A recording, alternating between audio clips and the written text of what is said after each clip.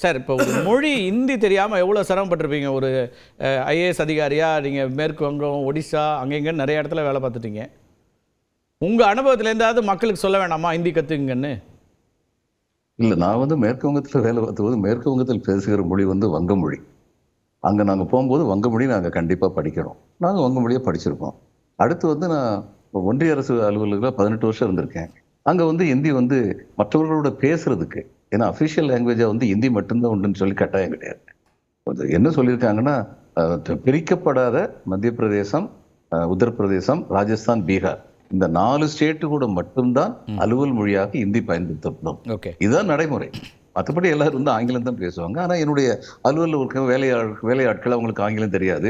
அங்கே போகும்போது நான் வந்து அந்த மொழியை படிச்சுக்குவேன். நான் கொஞ்ச நாள் கனரா பேங்க்கில் ஆஃபீஸராக வந்து இதில் ரொம்ப நாளைக்கு முன்னாடி பெங்களூரில் இருந்தேன். அந்நேரம் கன்னடம் படித்தேன். அந்தந்த தேவைக்கு தகுந்தபடி படிக்கிறதுல எந்த தவறும் கிடையாது. தவறு எங்கே இருக்குன்னா, நீங்கள் வந்து ஒரு மொழியை மற்றவங்க மேலே திணிக்கிறதுக்கு முயற்சி பண்ணும்போது தான் தவறு இருக்கிறது. இப்போ தக்ஷின் பாரத் பிரச்சார சபா, ஹிந்தி பிரச்சார சபாவில் இருந்து தான் இந்தியை தாய்மொழியாக கொள்ளாதவர்கள் மிக அதிகமாக ஹிந்தி படிப்பது இங்கே தான். அப்போ இந்த மாநிலத்தில் வந்து இந்தியை படிக்கக்கூடாதுன்னு சொல்லி யாரை விரட்டுறாங்க? அப்படிலாம் ஒன்றும் கிடையாது.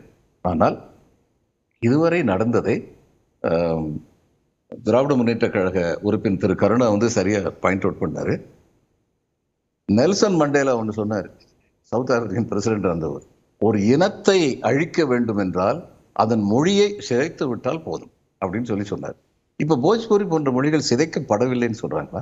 அதை தாய்மொழியாகவே இன்று யாரும் சொல்வதில்லைன்னா அட்டவணையில் சேர்த்துட்டா சரியா போயிருமா? அட்டவணையில் சேர்த்ததுக்கு அப்புறம் என்னாச்சு? அந்த மொழிக்கு என்ன ஆதரவு கொடுக்கப்பட்டது, ஊக்கம் அளிக்கப்பட்டது? அது முக்கியமான கேள்வி. இப்ப இந்தி வந்து அந்த மொழி சிதையாமல் பாதுகாப்பதற்கு தான் அப்படிங்கிறாரு. அதான் இருக்க முடியும். அடுத்த ஸ்டெப் என்ன எடுத்தாங்க? நம்மள வந்து செம்மொழின்னு அனௌன்ஸ் பண்ணிட்டாங்க. சம்ஸ்கிருதத்துக்கு 200 கோடி ரூபா கொடுப்போம், தமிழுக்கு 25 கோடி வாங்குறதுக்கு முன்னாடி எனக்கு தாவா கிட்ட போயிடும் அப்படிங்கிற நிலைமை தான் இன்னைக்கு இருக்கு. இவங்க என்ன செஞ்சாங்க? இன்னைக்கு வரைக்கும் இந்த கேள்வி எழுப்பப்படுகிறது. இன்னொரு முக்கியமான கேள்வி கேட்கிறேன். இங்க வந்து இவ்வளவு பேசுறாங்களே, இந்த மும்மொழி திட்டத்தை வந்து வட மாநிலங்கள் எந்த அளவுக்கு பின்பற்றுறாங்கன்னு சொல்லி இவங்களுக்கு ஏதாவது ஐடியா இருக்கா?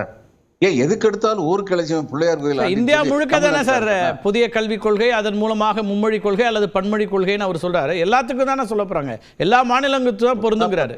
திரும்ப திரும்ப நான் சொல்றேன், சொல்லுவது எல்லாருக்கும் சுலபமாகும், சொன்னபடி நடப்பவர்கள் மிகவும் சொற்பம். எல்லையின்றி நீதிகளை எழுதுபவர் எழுதுவது பிறருக்கே தமக்கென்று எண்ணார்.